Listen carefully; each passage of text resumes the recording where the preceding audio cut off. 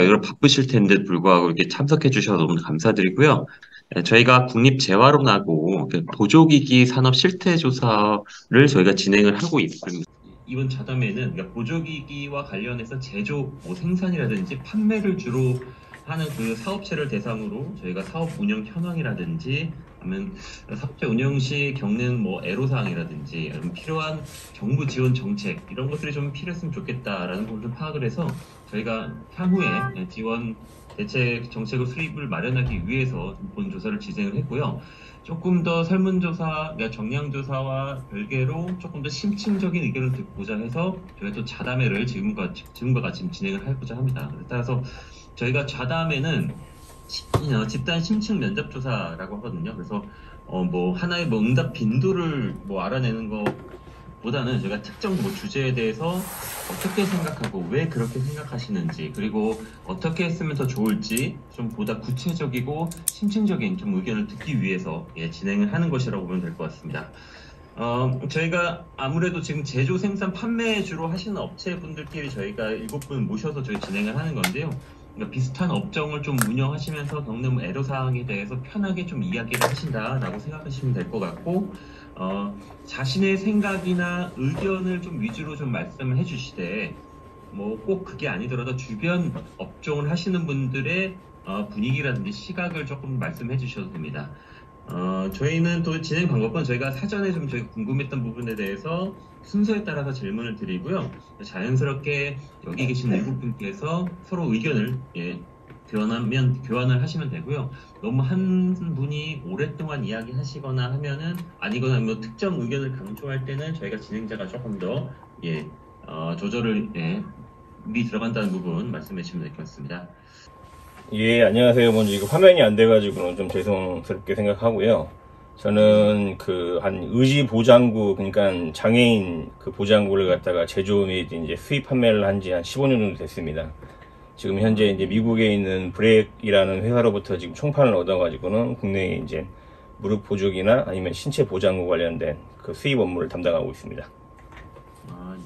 네. 또 아까 다른 분 누구셨죠? 예, 제가 아까 말씀드려도 될까요? 선생님. 저도 지금 이진일 선생님하고 거의 비슷한 내용이기는 한데, 이제 저 같은 경우에는 이제 뭐 GIP, GMP 심사를 갖다가 또 겸해가지고는 이제 업무를 한 적이 있어가지고 느낀 건데, 저희가 이제 의지 보조기 기사 자격증이 보건복지부 소속으로 이제 취득하게 돼 있습니다. 근데 이제 필드에서 이제 그걸 갖다가 자격증을 이제 인정을 하는 이유가 뭐냐면은 이제 그 보험 수가를 갖다가 이제 청구하기 위해서는 이제 그런 자격증이 있어야 되는 건데 2007년부터 시작해가지고는 이제 의지 보조기 쪽을 갖다가 식약처나 아니면 의료기기 협회에서 이걸 이제 1등급으로 지금 이제 지정을 해서 관리를 하려고 하더라고요. 그러다 보니까는 이제 의료기기 판매업소도 같이 이제 득하게 이제 되어 있습니다. 그러면은 이제 의료기기 판매업소를 득하는 건 좋은데 문제는 뭐냐면은 그 의료기기 판매를 하시는 분들 중에 상당수가 이런 보조기구도 같이 지금 취급을 한다는 문제가 좀 있습니다. 그러다 보니까 이제 저희가 예전에 예를 들어 허리 보조기나 무릎 보조기를 갖다가 이제 판매를 하던 걸 이제 그분들도 같이 이제 판매를 하는 거죠.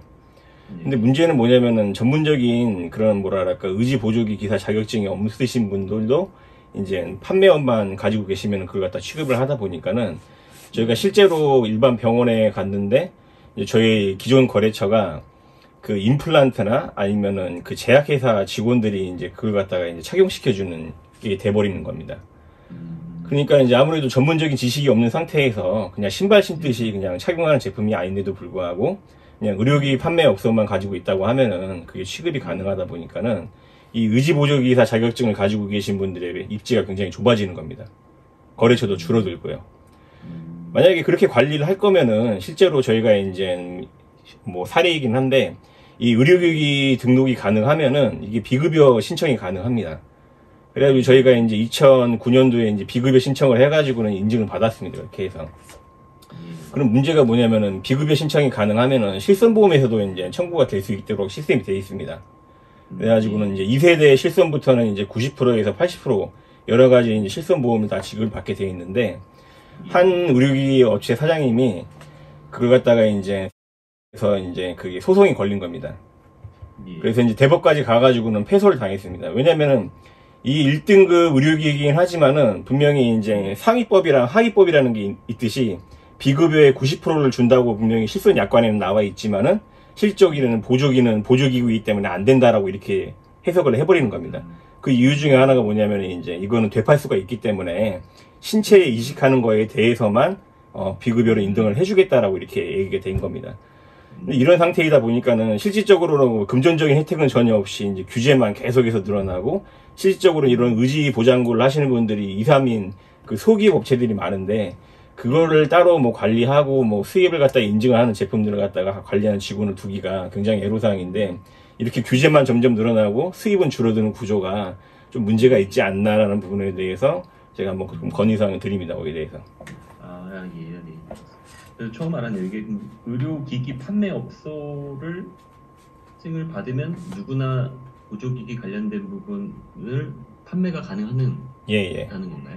그래서 저희가 이제 실제로 제가 3월 달에 일본에 이제 일이 있어가지고 저희 그 의지보조기 관련된 그 업체를 방문을 했는데 일본도 지금 비슷한 지금 문제를 진통을 겪고 있는데 약간은 정리가 된 게 뭐냐면은 가위나 아니면은 뭐랄까 그라인딩이라고 저희가 이제 수정을 가야 되는 그런 보조기구는 반드시 의지보조기사 자격증이 있는 사람만 취급할 수 있다라는 그런 전제 조건이 있어가지고는 이제 예를 들어 뭐 깔창 중에 뭐 그냥 기성품이나 아니면 기성화되어 있는 보조기구는 의료기기 업체에서 판매가 가능하지만은 그런 수정이나 아니면 뭔가 이렇게 가이질을 해가지고 수정이 가능한 부분은 그 기사 자격증이 있는 사람만 취급이 가능하다고 교통정리가 된 것 같더라고요. 아예 법에 그냥 명시가 되어 있어서 돼 있는 거죠, 그러면? 그렇죠. 네네. 일본도 비슷한 경험이 있다고 하는데 일본은 지금 방금 말씀하시다시피 뭐 실적으로 이러한 조건을 하는 사람에 한해서만 이것만 해도 의료기기를 포함된다라고 명시가 돼서 추후에 이제 실손보험이라든지 이런 것도 다 받을 수 있게끔. 아직까지는 일본도 실손보험보다는 일본에서는 그 모든 전 국민이 그 보조기구 구매 비용의 70%를 지원을 받는 걸로 알고 있습니다. 그렇군요.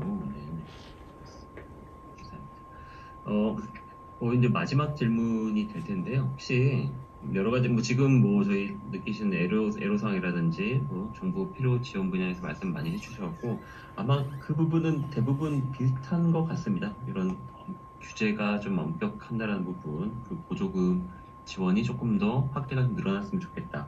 이런 부분들에 대해서 많이 말씀해 주셨고 마지막으로 혹시 향후에 좀 보조기기 관련해서 좀 투자 가치가 있다라는 품목은 좀 무엇이라고 좀 생각하시는지 한 번씩 좀 말씀해 주시겠어요? 이거는 조금 향후에는 조금 보조기기 관련해서는 투자 가치가 좀 있을 것 같다. 이런 품목에 대해서. 제가 먼저 말씀드려도 될까요, 그러면요? 네. 일단 제가 그 초창기에 말씀드렸다시피 이제 저희는 최근 들어서 이제 퇴행성 관절염 환자가 굉장히 많이 늘고 있습니다, 지금 현재. 그래서 인구 변화도 최근 들어서 아시겠지만 이제 저출산 기주로 인해 가지고는 이제 40대에서 70대 사이에 그런 환자들이 좀 많이 찾아오고 있는데 이제 한 가지 아쉬운 부분은 뭐냐면 이제 아까도 이제 사례를 말씀드렸다시피 일본이나 독일이나 미국에서는 이런 퇴행성 관절염 질환에 대해서 수술이나 이런 것보다는 예방적인 차원에서 많이 접근을 하고 있는데 이제 우리나라 시장 같은 경우에는 보조기를 굉장히 하급으로 봅니다. 특히나 병원에서는. 그러다 보니까 의존도가 낮아가지고는 기능성 보조기에 대한 개발이 전혀 이루어지지 않고 있고 그리고 이제 수술 직후에 이제 쓰는 무조건 각도 제한 보조기나 아니면 움직이지 않게 하는 그런 보조기만 지금 거의 한 30년 넘게 지금 기술 개발이 있지 않다 보니까는 이런 부분을 갖다 활성화하기 위해서는 아마 정부 지원 차원에서 퇴행성 관절염이나 퇴행성 질환에 대해서 좀 더 적극적으로 이 질환을 예방하고 이런 부분에 대해서 이제 그 기능성이 있는 제품들을 갖다가 이제 비급여로 인정을 해줘서 정부에서 지원해 줄 수 있는 사업을 조금 추진을 했으면 아마 좀 더 발전이 있지 않을까 싶습니다, 저는.